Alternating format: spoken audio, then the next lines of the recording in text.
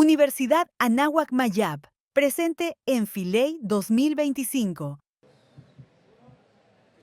Muy buenos días, muy buenas tardes, muy buenas noches a la hora que nos estemos viendo y escuchando. Gracias por continuar con esta señal, con esta transmisión especial desde la Feria Internacional de la Lectura Yucatán y el stand de la Escuela de Comunicación y Empresas de Entretenimiento de la Anáhuac Mayab. Este espacio maravilloso en este día 7, me parece, o día 8, ya me perdí.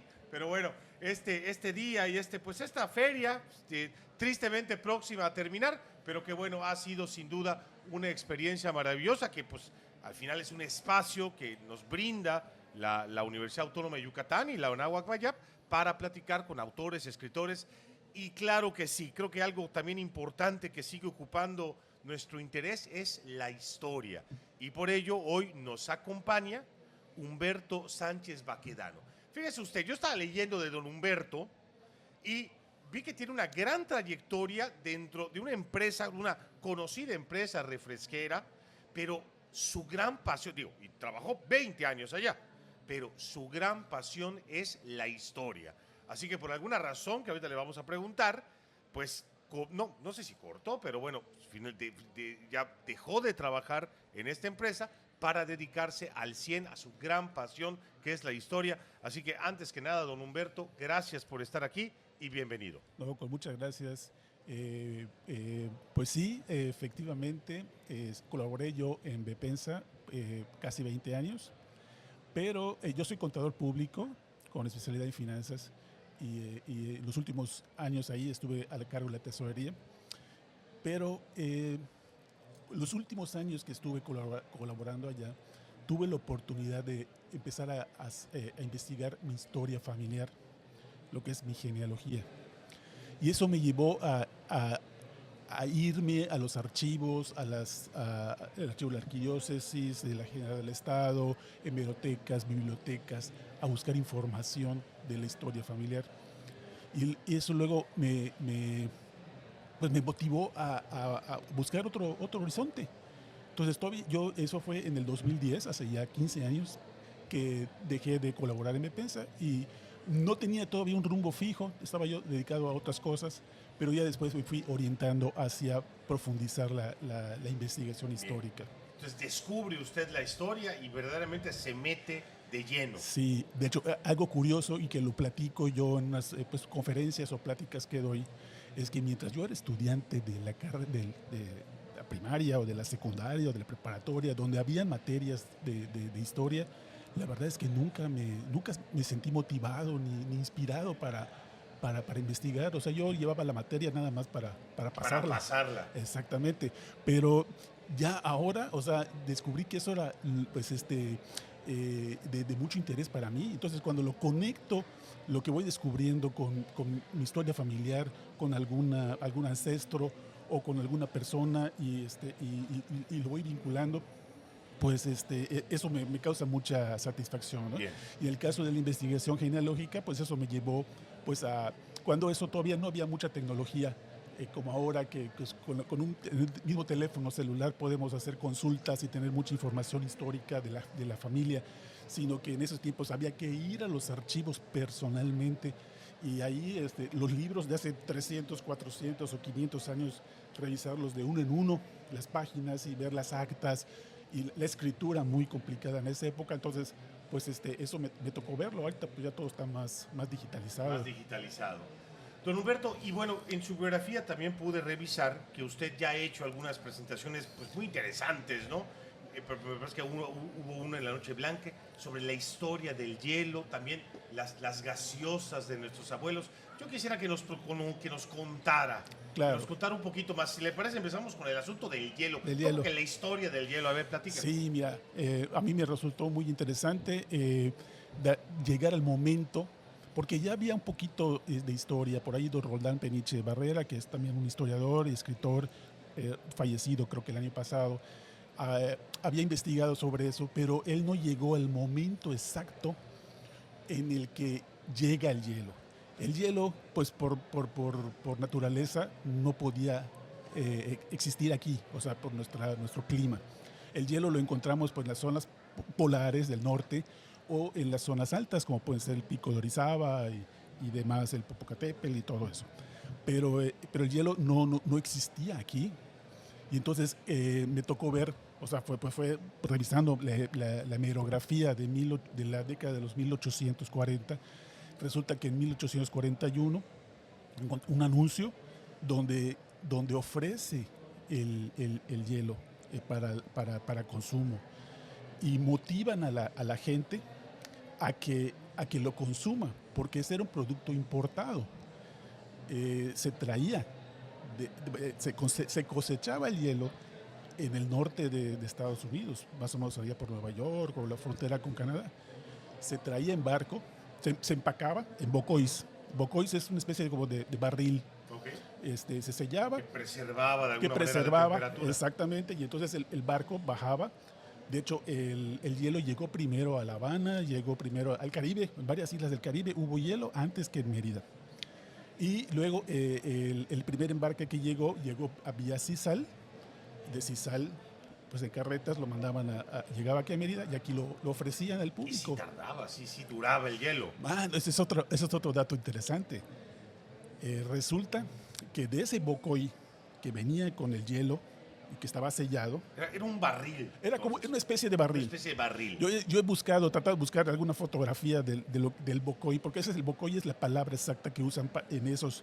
¿Cómo se deletrea Bocoy? B grande, O, C, O y Y. Ok. Bocoy. Y entonces lo que he podido definir es que es parecido a un barril. Bien.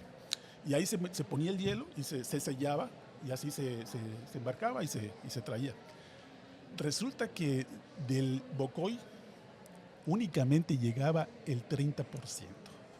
O sea que del 100%, 70% ya era agua y el otro 30% era el hielo. Y ese hielo es el que se usaba para hacer sorbetes, para vender como hielo en las refresquerías. O sea, imagínense que en ese momento, o sea, que probar por primera vez, sobre todo para la gente local, Claro. que no había salido nunca de la ciudad, porque pues había mucha gente que pues, o se iba a Veracruz o se iba a México, ya podía ver algo, o muchos viajaban a Europa, a Francia, ahí sí había. Pero para la gente nativa que nunca había salido de la región y probar por primera vez el hielo o un refresco frío. Exactamente. Entonces, eso era una sensación que no nos podemos imaginar. O sea, hoy nos es tan fácil, tan sencillo ir al Oxxo, si no lo tenemos. O en la casa misma, ¿no? Que hay esos Claro, refres con allá. hielo, claro. Pero digo, si no, pues vas al Oxxo o a cualquier lugar y lo consigues. Pero en esos tiempos, o sea, eso no existía. Entonces, esto fue 1821. No, 1841. Perdón, 1841.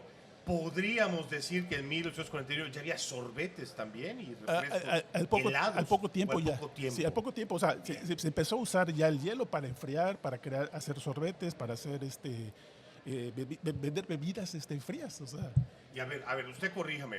Vamos a saltar el tiempo. ¿Cuándo ya hay una fábrica de hielo? aquí, más o menos en el último cuarto del siglo XIX, más o menos entre 1870, 80. O sea, pasaron 30 años de eso. Sí.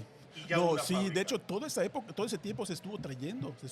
De hecho, hay un dato que encontré que también me pareció muy interesante. Y de hecho, de ahí salió el dato del 70-30, que resulta que hubo una denuncia por fraude hacia el capitán de un barco, que era el encargado de traer el hielo de La Habana a Sisal, que resulta que a la mitad de la travesía se le ocurrió y consumir el hielo.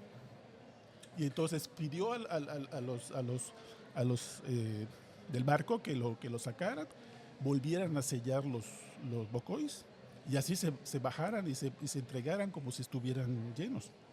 Luego descubren que estaban vacíos. Entonces ahí es donde hacen toda esa demanda y eso ocurrió, si mal no recuerdo, 1866. Correcto. Está documentado. Entonces, por eso digo que a lo mejor y después de este incidente, unos años más y ya se estableció la primera. De hecho, eso es un dato que también me pareció interesante, tratar de ubicar cuándo se creó la primera planta de fábrica de hielo.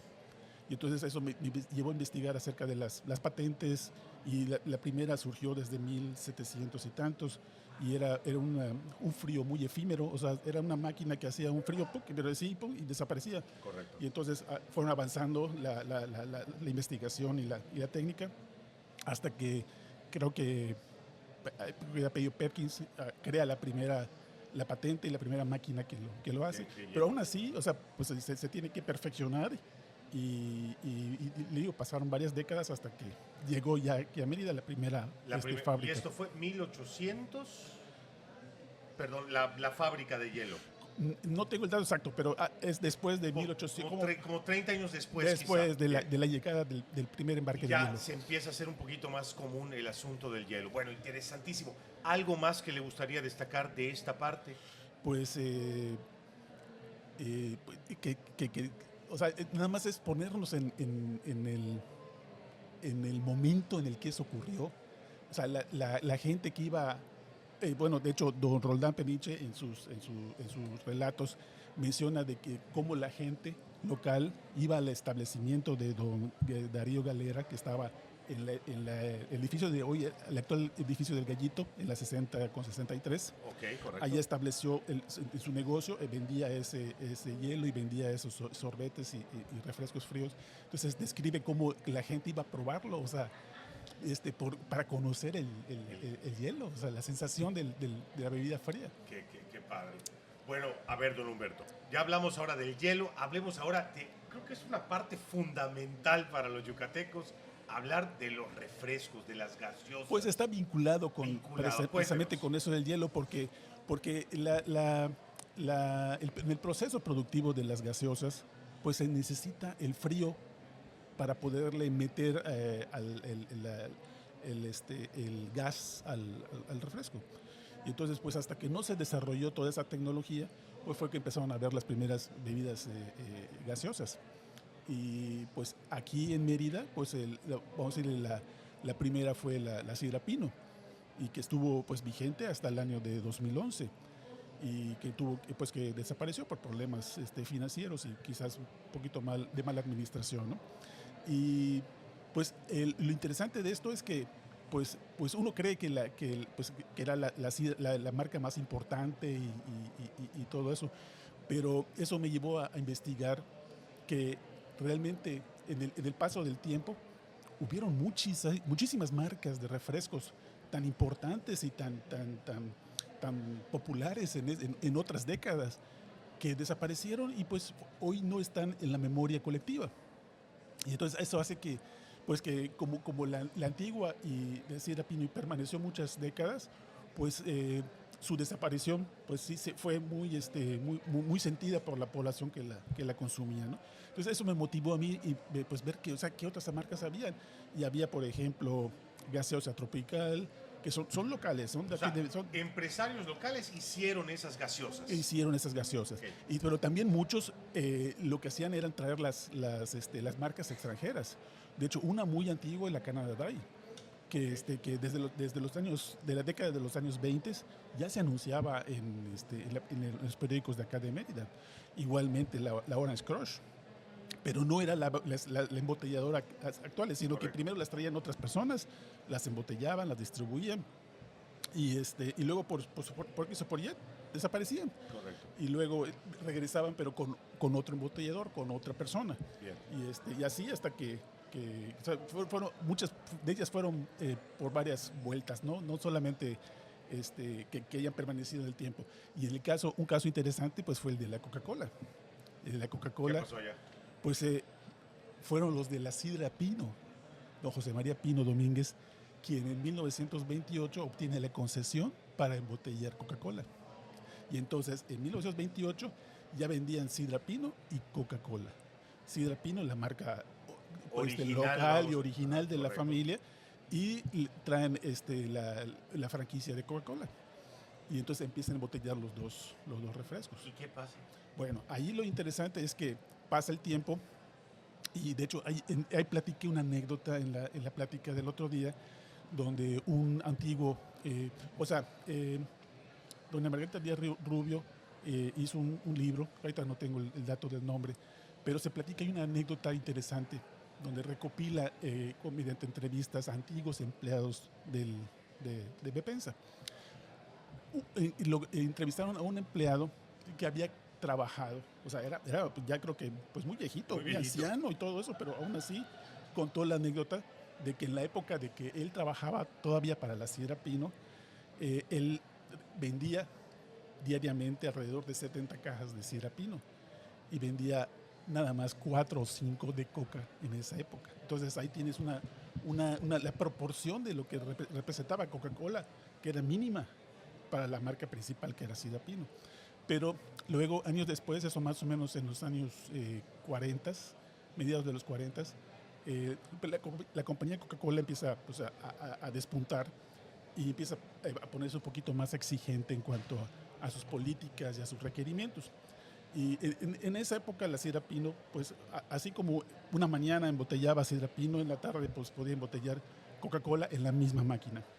Resulta que se pusieron exigentes y que ya no podían compartir la línea de producción. Entonces le exigieron que tenía que hacer una nueva planta o una línea de embotellado exclusiva para Coca-Cola. Entonces eso le motivó a que buscara nuevos socios y crearon una nueva empresa que fue la Embotelladora Peninsular.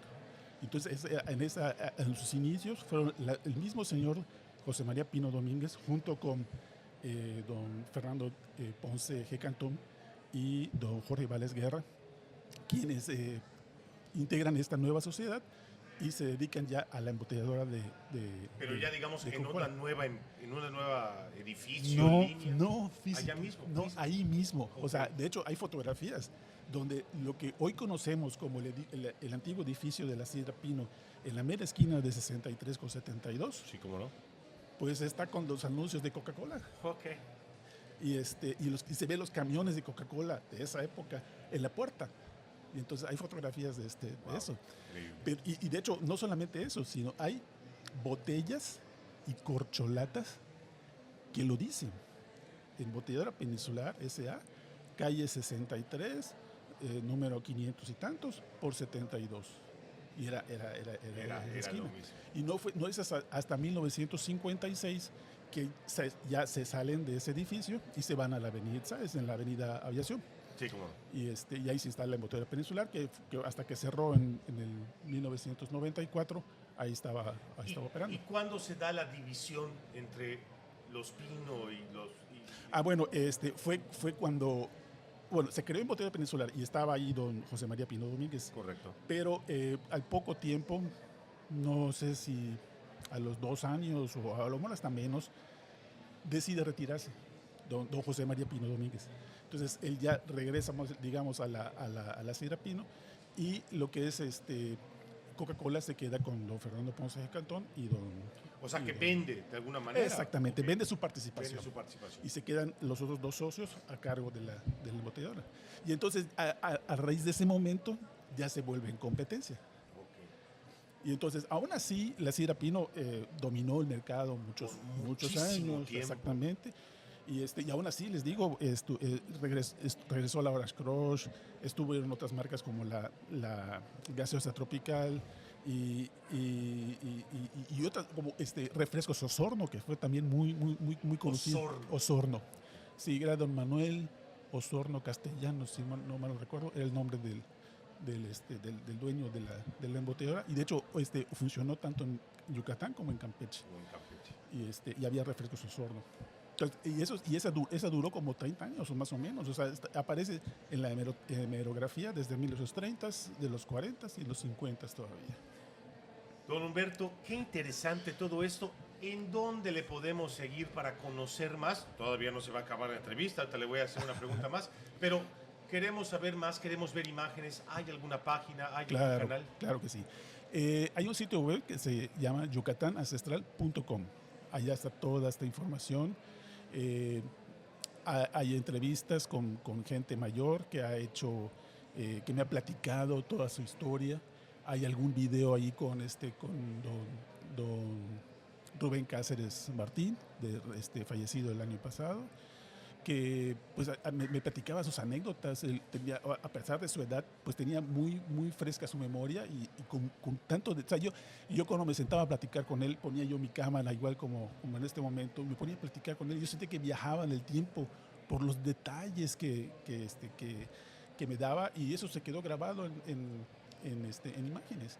También eso de los refrescos, en alguna ocasión le llevé mi colección de botellas y le sacaba de una en una, y él me iba platicando lo que él sabía y lo que él le recordaba de esa marca. Y muchas investigaciones que he hecho yo por mi cuenta. Pues al mismo tiempo que estoy en la hemeroteca o en la biblioteca, pues revisando, pues voy obteniendo información y luego voy armando historias de diferentes temas, ¿no? No Correcto. necesariamente. El rector, vamos a decir, es los refrescos, ¿no? Pero mientras voy viendo los refrescos, pues van saliendo, ¿no? o sea, me voy topando con otra Claro. información interesante que la voy recopilando y ya luego la voy analizando y procesando. ¿Y qué proyectos trae para a futuro? O también me estaba comentando que la Filey aquí mismo va a presentar una serie de imágenes. Platíquenos de Sí, eso. por lo mismo de la historia, de que me empecé a meter en la historia familiar, y luego me empecé a preguntar, pues, cómo era la Mérida de mis abuelos o de mis bisabuelos. Entonces, bueno, pues sí, empezamos a ver muchas fotografías y ok, pero me empecé a interesar por las imágenes en movimiento y me dediqué a buscar filmaciones antiguas de Mérida y de Yucatán, ¿no? De cualquier parte de la península. Y pues encontré diversas imágenes y muy ¿Y interesantes. dónde estaba eso? Están en diferentes archivos ¿En digitales. celulares? ¿Cómo están resguardados? ¿Cómo? Bueno, muchos de ellos hay que estar, hay que tener mucha paciencia para llegar a ellos, y muchas veces no están indexados ni nada. Entonces nada más te dicen, no, filmes de México. Bueno, pues se pone uno a revisarlo y se encuentra de todos lados.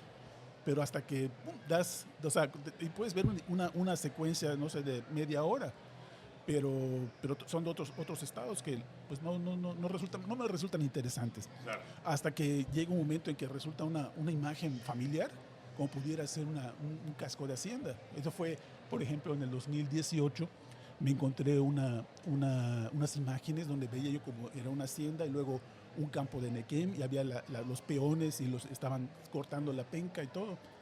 Y digo, esto es una hacienda. O sea, eso fue en medio de un filme largo. Todo eso desconocido, pero ese fragmento era esa parte. Pero yo ¿Qué no sabía, hacienda era? yo no sabía qué hacienda era. Entonces tuve que tomar un screenshot de la imagen, de la pantalla, y la subí a mis redes de Yucatán Ancestral. Y afortunadamente no faltó una persona que en menos de media hora ya me había dicho, esta hacienda se llama Santa María Q y está en el municipio de Jalachó. Ya con ese dato, pues entré a Google, busqué, y efectivamente las fotografías que aparecían de la hacienda coincidían con la filmación que tenía yo en mente. Y ahí, como les digo, ¿no? Son imágenes en movimiento. Entonces ves a las palmeras moverse, ves un carrito de truck que lo están jalando y están las personas. En otro momento se ven otro tipo de trucks que también se están moviendo, transportando a otras personas. Entonces, pues a mí se me enchinó la piel, Claro, o sea, claro. cuando descubrir eso, ¿no? Pero hubo otro muy interesante, y creo que este fue anterior, porque esto fue uno de los primeros. Mi sitio web fue el primero en mostrar un filme, que también lo vamos a ver el domingo, de 1931, que se le denomina Desfile de 400 calesas en el Paseo de Montejo. Imagínense, 1931, la cámara montada prácticamente en el área de la glorietita donde están los Montejo, o sea, al inicio del Paseo de Montejo con 47, y enfoca hacia el norte. Y entonces las 400 calesas venían de norte a sur. Y ves y ese es muy interesante porque esa tiene sonido original. Y entonces se escucha el ruido, pues, de los coches, de los motos, bueno, hay una orquesta que toca música para iniciar el desfile.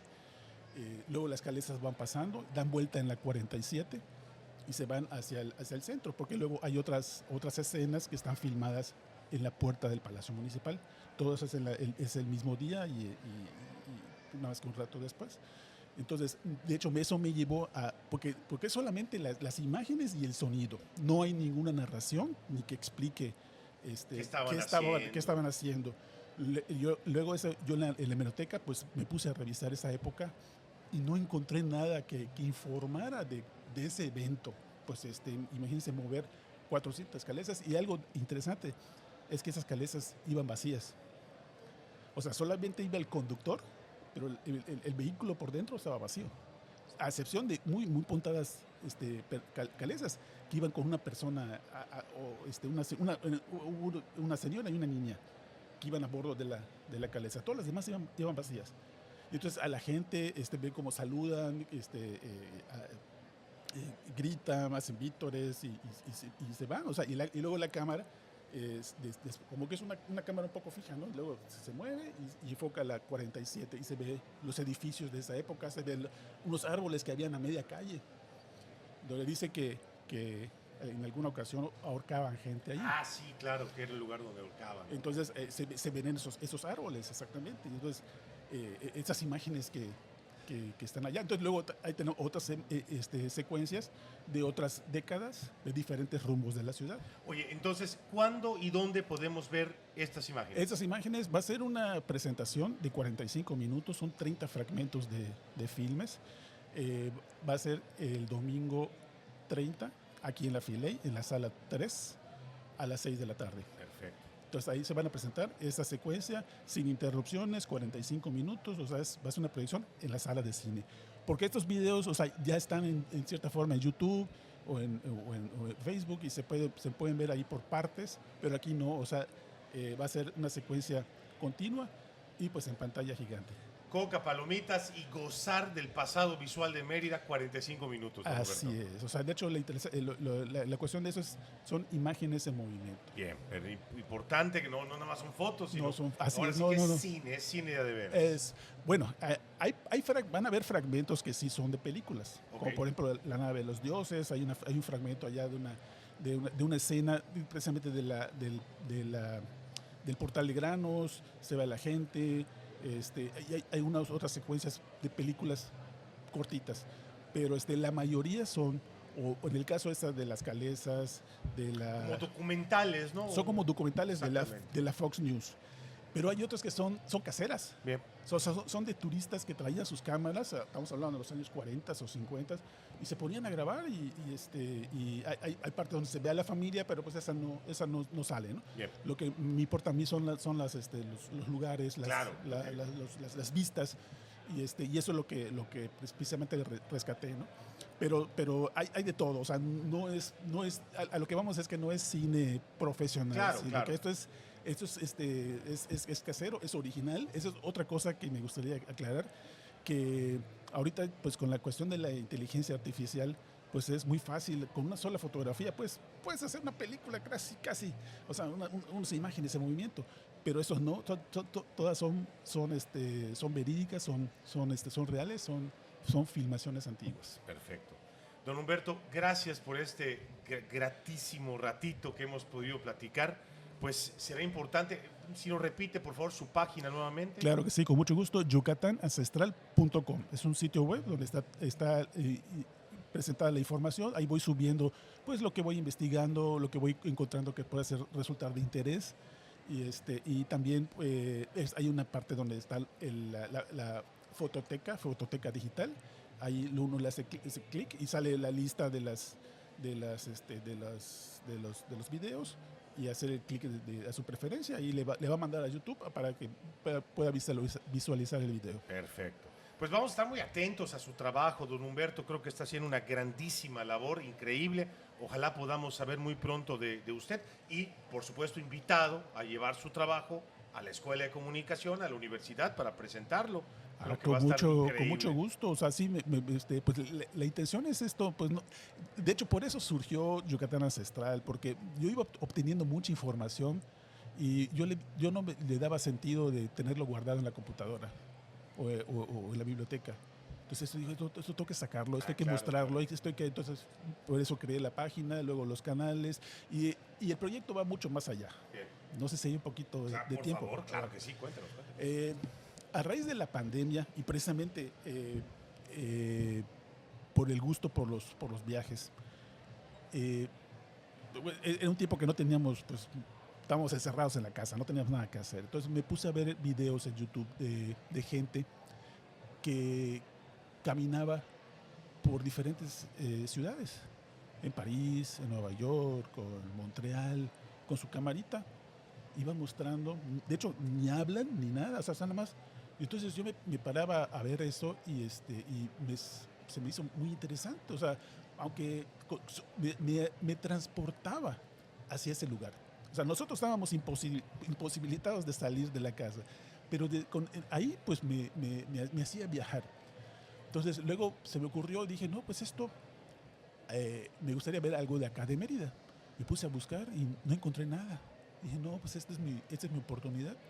Entonces, pa- a partir de ese tiempo, pues me puse a caminar la ciudad. Entonces, yo salía con mi cámara.